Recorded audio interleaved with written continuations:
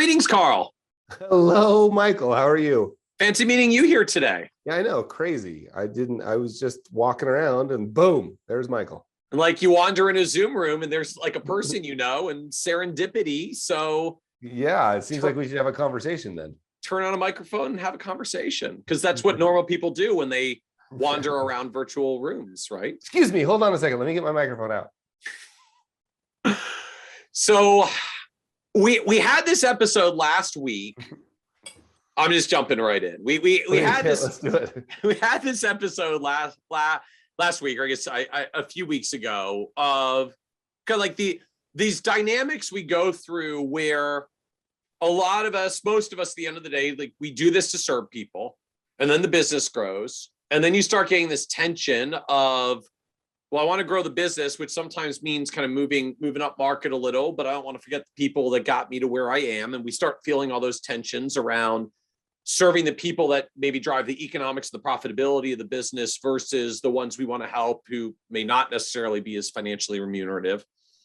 And so I thought for this week, we could kind of like flip this around and talk about the other end of it. So we had a great question that had come in from Twitter as we kind of put the call as we do from time to time, like what would everyone like to hear us talk about? And so I love this question that came in, which is basically like, it's the reverso scenario. So your core value proposition is we do financial planning. We're trying to do financial planning for, people with some more complex problems that maybe can write bigger checks. And so you get the big prospect, they like multi-million dollar account, and they don't care about planning, but they're happy to have you manage the portfolio.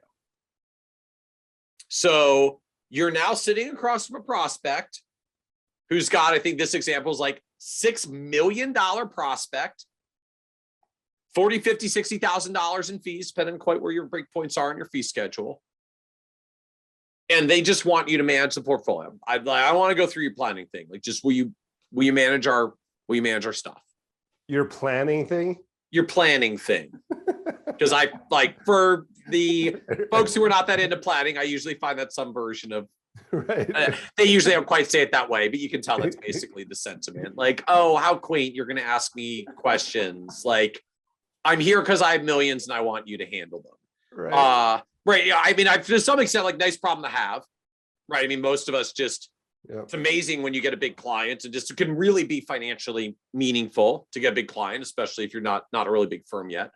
But right, it creates this tension of, okay, but like, I kind of pride myself on the quality of the planning work we do, and you're basically saying that you don't want that, but you are willing to bring $6 million, which is a lot of dollars and a lot of revenue. Yeah. So I feel like there's the idealized answer, which is, well, of course, if you're a comprehensive financial planning firm that's focused on financial planning, you are supposed to like say no and usher that giant client with tens of thousands of dollars of revenue that could basically cover a year of college for your kids right on out the door. But I just thought, like, let's get real for a moment. Like, how do you handle this? Are you really going to ask? Are you really going to walk them out the door? What does it take to walk them out the door? Do you have this conversation differently? Do you try to woo them on planning? Do you have like a cool thing that you say to them, Carl, where you like plant the seeds so that you can like ninjutsu them into financial planning in a year and they won't even realize you did it to them? How do you handle this situation? For sure, ninjutsu. That's for sure the answer. Fantastic. You ninjutsu them. That's exactly what you do. Excellent. Well, you have these wonderful questions. It's just like a year later, we're like, oh my gosh, I got financial planned by Carl Richards. I didn't even realize that was what I signed up for. Exactly. It's a righteous trick. Yes, it's a righteous, but I mean, like, where do you go with situations like this? I'm sure you have had them come up over the years as well. Sure. Right. The business gets to a certain point. People actually start finally calling you to do business. It's great after grinding for so many years, trying to get prospects. And eventually, like, you get to that moment. Like, I got a big prospect, but they're not that into the planning. I also do portfolio management because, a lot of us run an AUM model. It's like, what do you do? Do you say no? Do you say yes? If you say yes, how do you handle this? Yeah, I think if, to me at least, it's important to get sort of clear about the kind of like the mindset behind this. Like so the way I would think about it is, let's not confuse the method with the goal, right? Okay. And financial planning is just a method. So like I think what's interesting to think about is just, so my answer is like, well, and the reason I love this question is because I came at this from the reverse way. Like I was at the big brokerage firm that will go unnamed with a bull as its symbol and is owned by a bank. Everybody came there for investment planning, right? Like investments. They wouldn't even use the word planning, it was investments. And so if I was going to do any financial planning, like why would I even do it? Because I got this investment thing. This is a pretty good gig. It's really fun. It's what all the cool kids do anyway. There's a TV show, there's a TV channel named after it. You know what I mean? Like the Financial Pornography Network. So I was like, well, why do the planning? Well, planning to me was a solution to a problem that kept coming up. And so I think this is where I started in my head, was like, well, yeah, of course I'd take that client. But the dilemma is that client, how am I going to know how to invest the money? And then maybe even more problematic for me was, let's assume I can figure out how to invest the money. Because back in the day, we would just have them answer 17 questions called the risk tolerance questionnaire, and out would pop a portfolio, and we just invest it. We didn't even have to worry about these fuzzy things called goals and plans. But what happened, I found over and over and over, was if there wasn't some link to a deeper purpose, then what I was essentially selling, if you will, or at least let's not use such a negative term in our industry, like what I was offering as my value was portfolio construction and security selection. Let's just use security selection broadly speaking, like product selection. So I'm going to build you a portfolio better than anyone else has built, and I'm going to pick the best products to populate it. In my case, even if those are passive, like that's a different debate. The problem is, if you offer that as your solution, like what's the metric by which you would show them that you did a good job? And the only metric you have left, if you don't have progress towards goals, because you haven't really defined that, because you haven't done any planning, all you've got left is performance. And we know that if we win a client based on performance, we're going to lose the client based on performance at some point in the future. Like it's just almost inevitable. And so that's, to me, that's how I got there. I was like, well, okay. I thought originally, I was like, oh, this is actually really quaint looking back. Like, oh, there's this behavior gap problem. It was all about investments. Heard about that. Yeah. Yeah, it was all about investments. There's this gap between investment performance and investor results. And oh, turns out nobody knows. That's what I thought the solution was. It's just ignorance. All we have to do is tell people. That's cute. So then I was like, oh, if we get goals, maybe we can link behavior to goals. And it turns out it's really hard to ask people what their goals are. And we've talked about that before. And then it was like, okay, what's underneath the goals? And it's a plan. And to me, it even went one step further more recently, which was underneath the plan is a sense of purpose. So all that's to say, like $6 million client walks in, let's pretend we could run scenarios where it's institutional money, like a small endowment, or we could say it's an individual. Let's start with individual. I think this is the context here is individual. Yeah, let's start with individual, but the answer is the same, right? You want me just to invest the money. Totally get it. And we're actually really good. I don't think there's any problem. Like I still feel like I can go toe to toe with anybody on portfolio design. Like just sort of academic, evidence-based way to design portfolios. And then largely, if you give me 10 years, I'll go toe to toe with anybody on performance. So there's nothing wrong with that. Like there's nothing wrong with feeling super good about, in fact, I would suggest we should. So then the question to the client is like, but I don't know, like the only right answer, like why is the money invested the way it is? The only right answer is because it gives me the highest likelihood of meeting these things we identified called goals when we went through this process of planning. So I don't know how to fix that problem, because I was really good at winning investment only accounts, even on the institutional side. We were really, really good at it. And I actually quite liked it. Like it was fun. But it always ended with the problem. in this context of planning core value prop as our core value proposition. So just where does this take you at the end of the day? I mean, is the point that I'm still just supposed to take the client and say, like, that's fine, we're just not going to do the planning anyways? Am I saying like, okay, well, we don't have to do the whole financial plan, but let me still talk to you a bit about goals, and then you try to go there anyways? Like, what are you actually doing at the end of the day when the client at some point says like, you know, well, I'm going to assume that for this person's question, it was something down to like, they said, well, you know, we look forward to working with you on the financial plan, on our financial planning process. The client's like, nah, I just want to get the portfolio managed. I really, really wonder if this is just a problem of confusing the method with the goal. So what do you mean by that? The financial planning is a method. So we don't have to, and I also think just the language around, I have to do, no, actually, I don't really, like, I would be tempted to say to a client like that, oh yeah, don't worry about the financial planning thing. And then I would take them through the financial plan. You realize this is exactly why I said you're going to ninjutsu. This is where it came, like right here. 100%. I would just trick them. I would just say, oh yeah, totally get it. We have plenty of clients that way. Why don't you come in? We'll have a discussion about how to invest the money. And during that, that's what you're saying. Like, okay, I would literally say, yeah, no problem. Come in. Let's have a discussion about how to invest the money, because we got to identify how to do it. Like, there's believe me, right? And I would just say, look, part of our job is to have access to these products. And I would use that word intentionally, almost in air quotes. Like, these products, we can scour the planet for the best product to apply to your situation. We got to figure out why. Like, what's the goal here? Why is the money invested the way it is? And then I would dive into first meeting questions. Why is money important to you?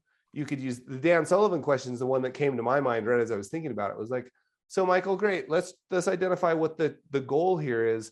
If we were meeting 3 years from today, what would have to happen with this money in order for you to feel like it had been a success? And so I would just be like, oh yeah, whatever, financial planning, whatever. Like, I don't care if people, I mean, look, I want people to know it, but part of this may simply be, I don't know anybody that wants, like, that wakes up in the morning. It's sort of like waking up in the morning and going, I want to go to the dentist.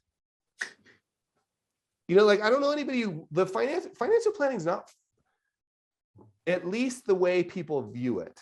And the reason they view it this way is because the way it's been done to them by the industry speaking broadly, not the people who are listening to this, but by the industry speaking broadly, the way financial planning has been done to them is not fun. And they've heard those stories. Like, I don't want to go sit and talk about what my utility bills are going to be 17 years from now. I don't know what my goals are. Leave me alone. I just need the money invested. Like, I can feel myself feeling that way. Yeah. So instead of saying we do financial planning, you have to do financial planning, what if we just teach them what that means? Because what they're saying is not what we do. Of course they want financial planning. If they knew what you know, of course they do. Well, I will say, like, that's part of what strikes me around this question is, you know, to say like as this person put, like, my core value proposition is financial planning. I'm sitting across from a prospect who has a big portfolio and says they don't want to do financial planning. So what comes to mind to me is, I would really like to know how we got to this moment. Sure. In the first place. So on the one end, there's just a whole discussion here to me around, like, do we have a marketing problem? Like, if you say your core value proposition is financial planning, and then people come in who don't want financial planning, you might have a marketing problem around your core value proposition, because apparently people literally don't get that that's your core value proposition. If they came in and said they don't want to buy your core value proposition. I mean, I'm not trying to make fun of the person here, but just literally, like, if that's what you feel your core value is, and someone with a lot of money can come in and not want that, just, I have some questions, like, how did they get there? What does my marketing say? What does my website say? Like, are my clients talking about me differently than I think they're talking about me? Because apparently, like, if this was a referral, apparently my client referred me for asset management, not financial planning. So do I have an issue with how my client sees me? If this came through my website or another referral, like, is there some problem with my website? Is there some problem with my COI who apparently doesn't understand what I do? So that could almost be a whole other conversation unto itself. But just to me, like, that does crop up as a question here. Like, where did this person come from that they thought I don't do financial planning when my core value proposition is supposed to be that I do? So that aside, when I hear this situation of, like, just we are in the moment, someone has come in and is interested in working with me and doesn't want to do financial planning. So at some point I said, well, we being with the planning process, and they said, no, I want that thing. That, the next part of the conversation to me is like, cool. So just curious, have you ever been through a financial planning process before with another advisor? Yeah. Have you worked with a financial advisor in the past? Tell me about that. Like, what worked well? What didn't work in that prior relationship? Because that may take you down the road, Carl. What you're saying, like, yeah, I went through a financial planning thing before. Like, they asked me what our goals are. We don't know. Like, we're figuring life out. And I don't know what it's going to look like in this future, right? Because as we talk, like, for some people, the goals question is actually a super hard, not good question to ask. So maybe the reason they don't want to do planning is because they've done planning in the past. They've done planning, air quotes, in the past, and they had a crappy experience. Maybe they weren't comfortable with the questions. Maybe it didn't actually get them to a good outcome. Maybe they had a planner whose sole goal was like, well, the actual answer to every single plan is the products that my company manufactures, which they figured out. And now their guard is up because anytime they hear financial planning, they just figure it's going to come to sell them something. So they're resisting it. Maybe there's some issue the real reason I don't want to do financial planning, because I think I'm going to get divorced. And I don't really want to talk about that with you right now, because this is the first meeting and I'm not ready to go there yet. But, my marriage is on the rocks, and there's a lot of tension in the spouse sitting next to me. Like, you don't know what people's baggage is. And depending on your financial planning process and whether they've been through it before, what a lot of people discover when they go through the financial planning process is if there's any baggage they've got as a couple, you're pretty much going to put all that right out there on the table. So if they're ready to go there, great. If they weren't ready to go there, like, maybe the reason they're saying they don't want to do financial planning is not an offense to your personal value proposition. It's because I got some stuff going on at home and I'm not ready to go there with you right now. So just to turn that conversation around, like, to me, it would start with, I understand, like, not everyone wants to go through a planning process, happy to just start working with you on whatever terms you need. If you want to start with the portfolio, like, we can certainly start there. But I'm just wondering, have you ever actually been through a financial planning process before? And, they'll say yes or no, like, no. Okay, well, have you worked with a financial advisor before? Or, like, let's just actually understand what their journey history is. If they say, yes, I've been through a planning process before, like, tell me what that was like for you. Like, what did they do? Were you happy with that outcome? And just actually understand what journey they've come from. Because again, like, there's sort of two versions of this. Number one is they don't actually understand what you do because you have a marketing problem, positioning problem, your own client. And to be fair, the way that an industry problem, right? Like, just like, we've created the problem and it may not even be you. Or maybe they do understand that you do planning. They're just not there right now for any number of things in their personal life history and baggage, or they've just had bad experiences, and that's an opportunity to open the conversation further. Because again, there's this fundamental disconnect. My value proposition is financial planning, and you came to me for a meeting and you don't want what I do, right? Option one is like, I need to overcome this objection. And option two is, I would just like to understand how we ended out in this moment. To me, that's like, I love that idea. Like, first of all, if we see that as an objection, which it is, we should take the approach we've talked about in another episode, which is the moment an objection comes up, to me, it's a red light on the dashboard. It's a warning sign that says, you don't understand. Like, me, the advisor, I don't understand something. I must have missed something. And so it'd be so interesting to just take a prospect, like an approach, a posture of curiosity here, and just go, wow, that's really interesting. Tell me more about that. Like, not wanting financial planning. What does that mean? Because and look, there's a whole bunch of, I remember when John Bowen did a bunch of research, like people with $6 million don't want financial planning, right? That's why people call it wealth management, and that was 15 years ago. But I think sometimes people think financial planning might be that thing you do when you have debt and school loans and you need to figure out how to pay it off. So I don't think that, to be honest, I don't know that and I'm totally riffing here. I'm probably wrong about this, but I almost don't even know that I like the idea of financial planning being my core value, because actually your core value is delivering people on their dreams, right? Like, the financial planning is just the method to get there. So I'm always sort of interested in, like, maybe instead of doing financial planning to them, and we can go back to the Supreme Court pornography thing, right? Like, Supreme Court's definition of pornography was, I don't know, but I know it when I see it. Wouldn't it be interesting for you just to go, yeah, got it. First curiosity, tell me a little bit more about that. That's really interesting. And I would imagine, I mean, if people's experiences with financial planning are anything like the conversations I have, because like on the plane, I know if I want to be left alone by my seatmate, if they ask me what I do for a living, all I have to do is say I'm a financial planner, and they won't talk to me again.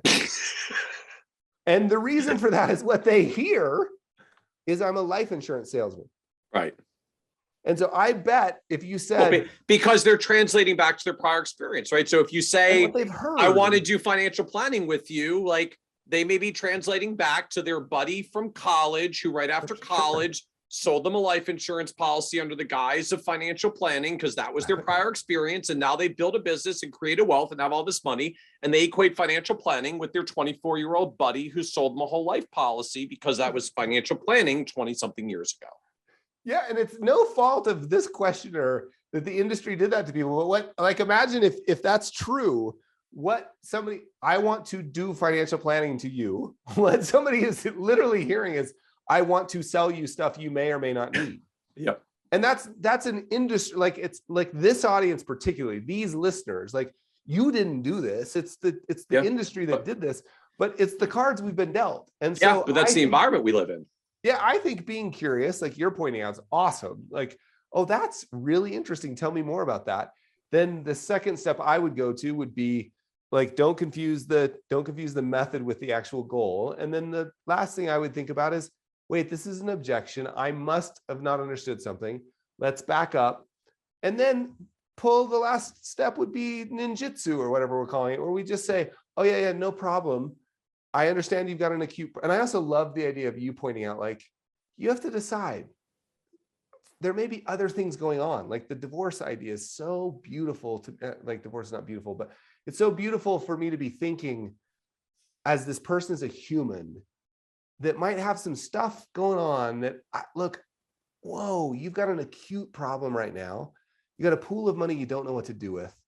It's causing you stress. I can help with that. That's a beautiful thought in my mind. Just, I can relieve a little bit of stress for you. Let's forget about what we call it, but let me take you through a little bit of a process around the edges. We don't have to go deep. We don't have to George Kinder. Like, we don't have to, we can just, around the edges, let's get some sense of why we're investing the money the way we are. Maybe after they tell you, you can say, hey, that's cool. I'm going to write that down. And if it's okay, I'll call that a goal. Like, just don't get them too nervous. Just tell them I'm going to call it a goal. Because you would literally say it that way. Like, that's exactly what I'm just going to write that down. We're going to call that one of your goals. Yeah, that's exactly what I'd say. And then I would say, hey, I'm going to put this in a document over here, and we might just refer to this as a plan. Like, I would just like, you can't give away the righteous trick. Yeah, just like subtly, like, we'll call this, we have a document, we call it an investment policy statement, like, right? Like you just swap out, because you're keeping the goal in mind. You're not obsessed with the method and what it's called. You just want to help the person. Yeah. That's how I would approach this. I do like it. Just that framing of, let's not confuse with the method with the goal. The goal is not to give the client a financial plan. The goal is to get to the outcomes about clarity of goals and purpose and dreams and what they're trying to achieve with their money that we get to through the plan. So they don't want a plan, don't give them a plan. Just start asking questions. Yeah, I love that. And your thing about just being curious and realizing, I remember hearing somebody say, if we treat everybody as if they're carrying something heavy, we'll be right most of the time. And this is one of those things, like I always wish I was an emergency room doctor because I could like actually relieve suffering or go on one of those doctors without borders trips, and every once in a while you get these moments where you're like, dude, you're really, like, it happened to me the other day. I was down getting something for my adventure truck, and the guy who owns the shop was like, we just had these financial planners in and they're trying to sell us all this stuff for our 401k. And I'm and he looked legitimately stressed. And it was like my Doctors Without Borders moment where I was like, I have a skill that I can relieve some suffering right here. That's so beautiful. And this, like the way you painted that is like, hey, yeah, maybe there's some other things going on. How can we help? And let's gently lead them along the path instead of saying, hit the road, Jack. You know, like, I think that's a beautiful way to approach it. Awesome. Well, thank you, Carl. Super good. Thanks, Michael. Absolutely. Thank you.